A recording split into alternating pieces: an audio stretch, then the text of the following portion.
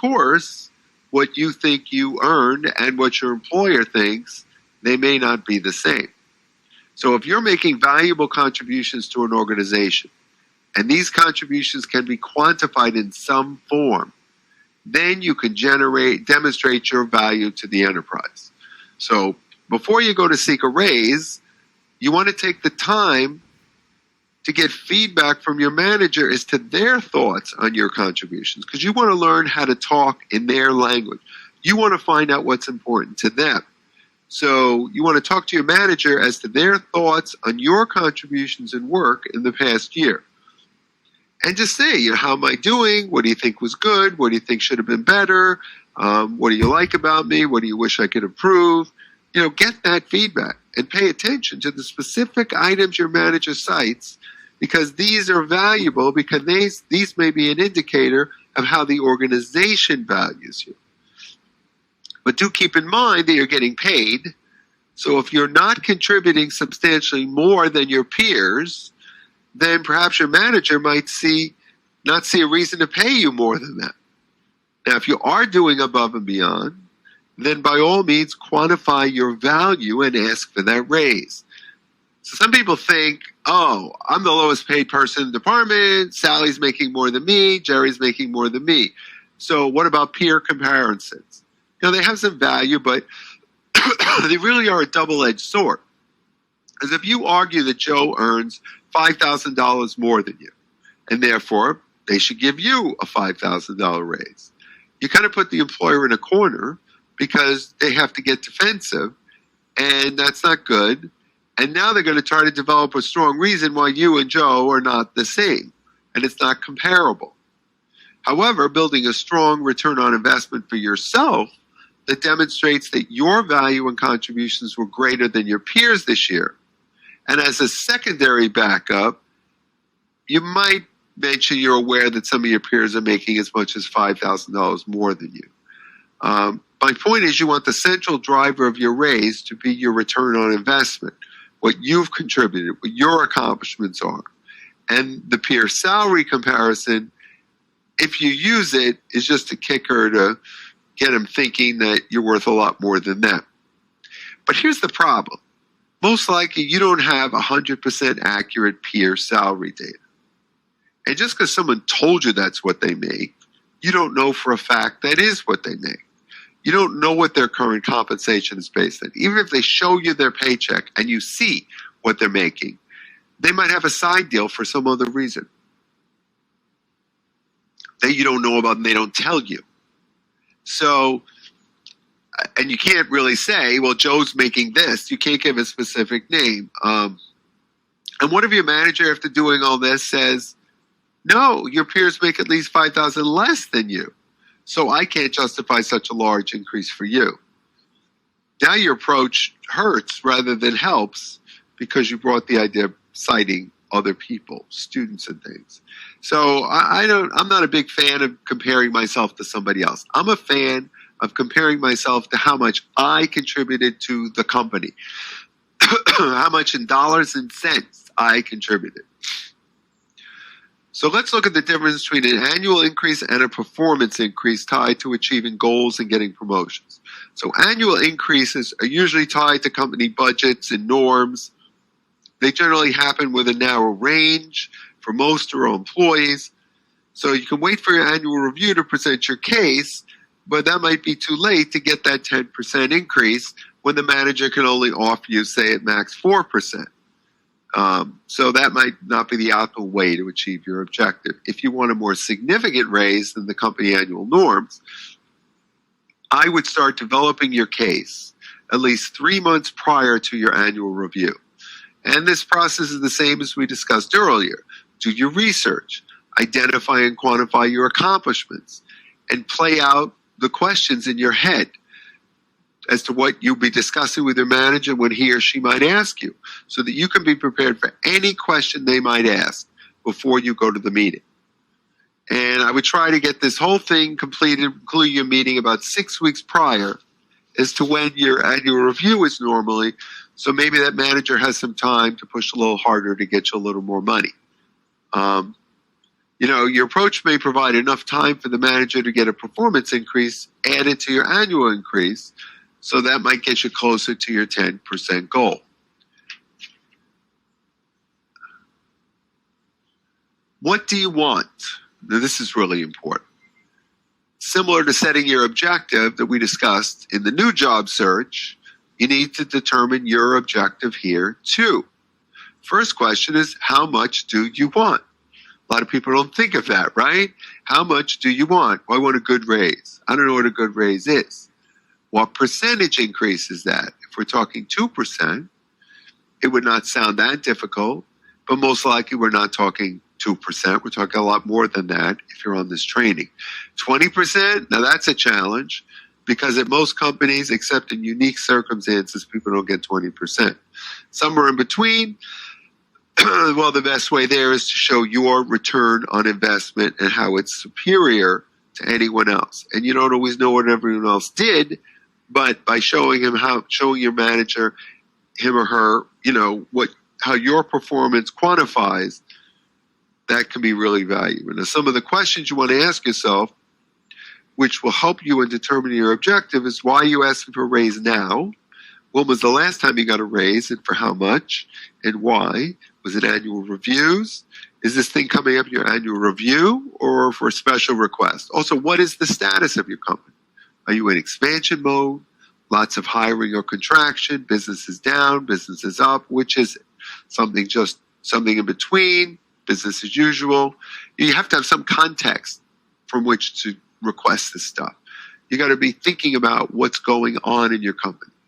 And while you can choose any number you want for a raise, you're really better off determining a realistic raise based on your desire, your accomplishments, your contributions, the current state of the company, and using market comparables. That's going to provide the strongest negotiating position for you. But I will say, don't be afraid to ask for a little more than what you think is justified. Say you think 12% is justified.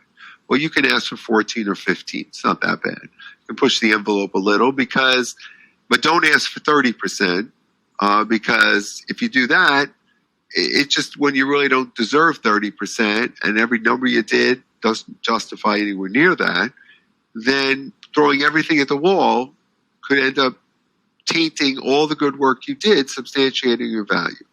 And if they think you substantiated 12 or 13% and you ask for 15% and they're happy, they may just give it to you. But if you ask for 30%, oh, forget it. And it could muddy the waters. So you want to avoid that. You want to show that you're being realistic. Alternatives. As part of setting your objectives, you also need to get comfortable with your alternatives. Again, so that you're not hungry and desperate. Because they might say no to an increase. What if they do? What if they acknowledge your accomplishments and their significance, but value them substantially less than what you believe to be true?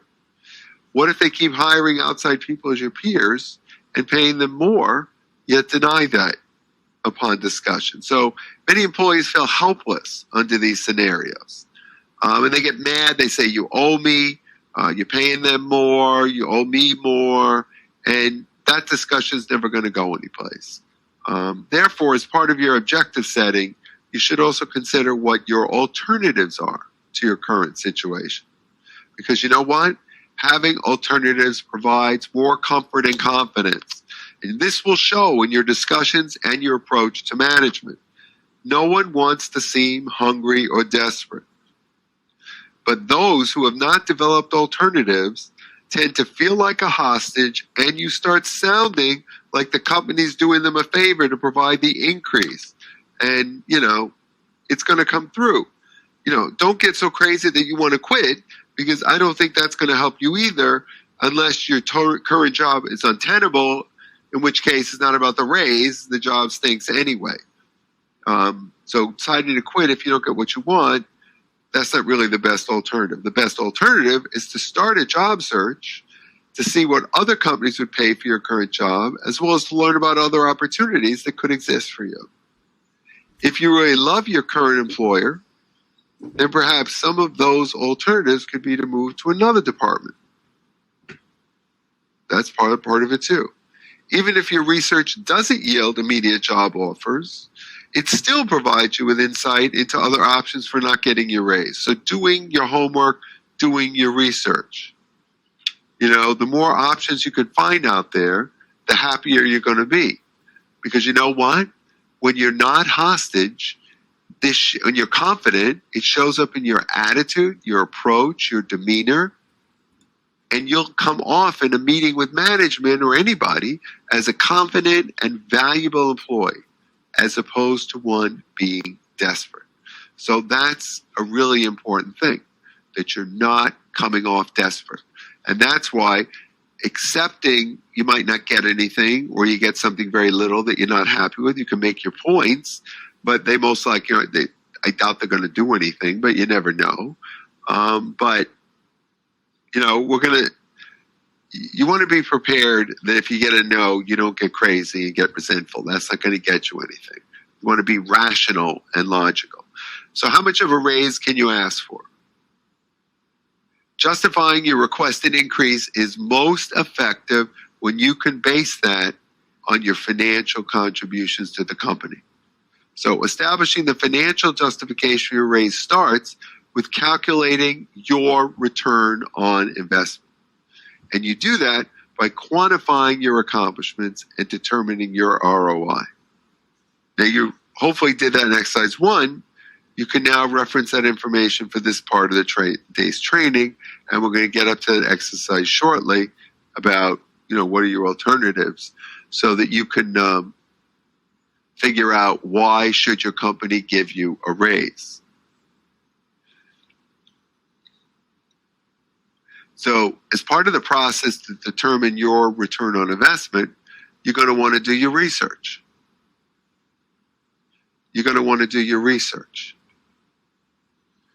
So let's get here. Okay, research. Find out what others in your role have accomplished, as well as search Glassdoor and Salary.com for salary information. There are also some online resume databases you can sometimes get ideas from. Indeed, they still have their free public resume database that you can search and see how other people describe themselves in roles like yours. A great way to get some good anecdotes. Sometimes research can help you get a promotion and an increase. For example, researching your roles at your competitors. Are they at a higher salary than you? Or maybe the job's available and you could pretend to be interview for it and find out what you think they'd pay you. But at the end of the day, you want to make sure whatever research you do is vetted to make sure you have accurate information. Always validate your salary and other research, because what you find online on Salary.com, Glassdoor, may be wildly inaccurate, and you don't know. At a minimum, though, it does give you ideas as to help you craft your ROI discussion. One of the things, you don't want to have incorrect or invalid information, because that can hurt you by reducing your credibility, which can affect how much the manager values your other information. If you're asking for a raise and you're justifying it, make sure the numbers you have are accurate. That's why I recommended talking to recruiters from other, who are trying to recruit for jobs at other companies. They give you a sense of what you're worth. Then you know what other people might be willing to pay. Getting information from recruiters are generally pretty accurate. Maybe a little overly optimistic, but providing information like that to your manager can help your manager justify your increase to their bosses. So you want to make sure your info's accurate, because if it's not, and your manager's manager finds out that it's not correct, then your manager looks bad, the whole thing looks bad, and you're not getting what you want in the first place. Not the optimal way to get a raise. So now with the research in hand, the next step is to determine the monetary value of your contributions and accomplishments. This is where you're going to use the position of strength calculations we did in exercise 1. So what you're going to want to do is look back at the past year, or whatever relevant period, to identify all your accomplishments and contributions. Now you want to figure out how to quantify them in dollars as much as possible, because it is all about the money. Management speaks in dollars and cents. The more you communicate to management in that form, the easier it will be for them to understand the true value of your contributions. And so what have your contributions been this year? What are your accomplishments? Did you make the company money? Did you save time? Did you streamline a process? What value did you accomplish for your employer? How do your accomplishments compare to your peers? Are you saying this because as you're doing double duty for 2 jobs at 1 salary? What have you contributed? Did you increase business by $2 million? Did you complete a key software project that contributed to increased sales of $5 million? Did you streamline the QA process to cut QA time by 50%, saving 500 man hours at a rate of $125 an hour, including payroll taxes that equates to $62.5? So you also may want to research the demand for your job in your current and other industries. If there's a high demand, that provides you with leverage because it's not easy to replace you if you leave. So knowing the market information is really valuable. Now with your salary research and your ROI and the market information, you can now discuss your company's return on you and talk about what kind of increase you want. So if you generated $1 million in dollar accomplishment and you want a $10,000 raise, it's not that big a deal when you're comparing it to $1 million. Isn't that a lot better? And adding into the discussion that your job at the competitors would pay $10,000 more, so giving you that $10,000 increase makes it harder for you to want to go get a job somewhere else. Okay, that information is valuable. Now you're giving your boss ammunition to go back to his or her boss to argue for your raise. This is how you do it. Not just saying, I'm owed the money, I want to get paid. I'm owed the money, pay me the money. That doesn't buy you much. But when you start talking about, I could get another $10,000 immediately if I just switch companies. I don't want to switch companies, but I get these calls from recruiters, and it's pretty consistent, 10, 15,000 more. So might even be more than that because I don't negotiate it. I don't do that. So that's the trick. All that information really will help you. That makes a big difference. And also, don't forget to make sure you've determined and gotten comfortable with your alternatives. And that could mean getting nothing and walking away and being prepared to do something else, get a job someplace else or something. Because you want to know that if you don't get it, you're not going to freak out. You always want to appear confident and positive in all discussions, and getting through the alternative discussion prior to any conversations avoids that hostage feeling. Know if they say no, how are you going to react? Be prepared. Be prepared. It's really important to be prepared. That if you get nothing, hopefully you don't get nothing, but companies do anything they want. So you got to ask yourself, are you prepared? What's your alternatives? What could you do? Get another job? Where would you get it? Talk to recruiters. Be prepared. So by the time you go to see your boss, you're 100% confident, because if they're not going to do anything, you might pursue plan B. So it makes a big difference. So we're going to do exercise 2 now. So you should download exercise 2. Why should your company give you a raise? And this is a framework for you to look at. And sit down and think about why they should give you a raise. Looking at your accomplishments, looking at all the information. So let's just spend about 10 minutes on this. So we're going to do exercise 2 now. Doing exercise 2 now.